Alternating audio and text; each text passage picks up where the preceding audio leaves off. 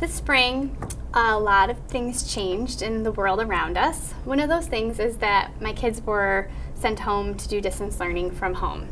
And parents were asked to take on a lot of responsibilities that were new to them on top of their work that they already were doing and their previous routines.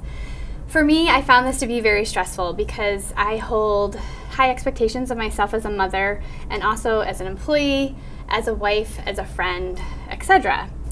And I knew the world was struggling around me too, and I felt as an ECKist this call to serve and to help them and my community around me, my friends, my family, in helping them find peace through this process. But I couldn't because I could barely make ends meet on my own home front of the needs that my kids had, of teaching them and meeting the school requirements, doing my work, meeting my work requirements, and nurturing my kids and myself through this process. So I wanted to be able to access this piece that the ECK teachings has taught me that I can access during experiences like this. But because I was so stressed, I couldn't. Then one day, a friend texted me on a group thread that we are on with 5 other mothers. And the tensions were really high in Minnesota at the time because of a recent event, and she was struggling with how to find gratitude in anything.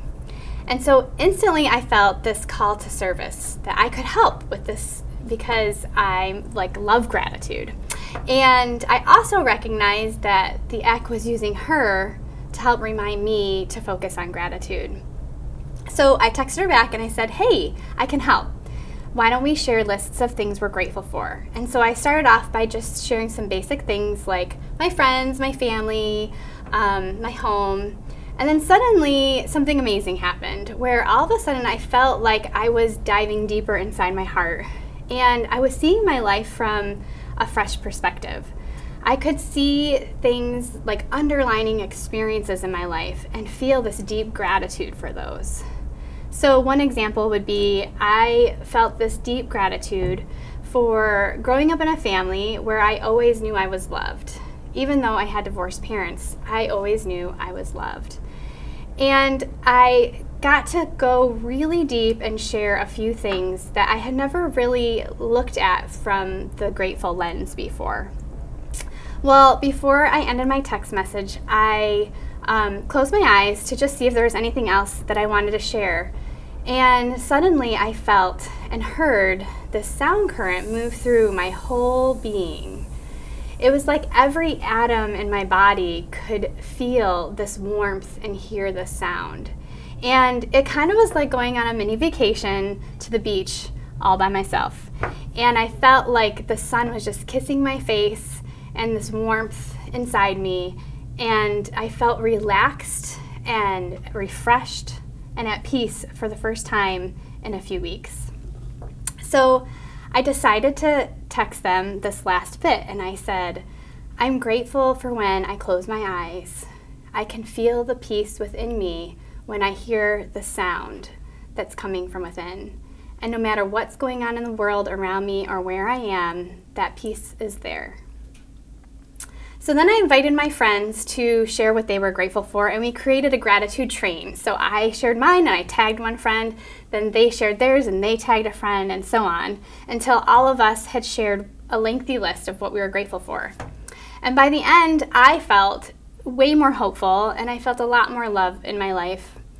And I think for me, this is the contentment and the sanctuary and the peace that Sri Harold talks about when he mentioned it in the 2005 Mystic World, which is a ECK publication that comes out quarterly for ECK members.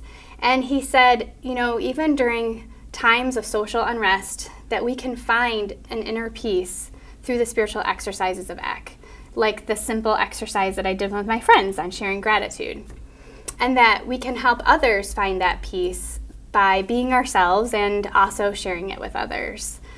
So for me, this is one way that I love to serve, is as the Mahanta is teaching me how to cope and learn from the new ideas or new responsibilities that are being asked of me, that I can share that process with people. I can share the struggle, I can share the resolution, and I can also share the love that I'm gaining from the experience.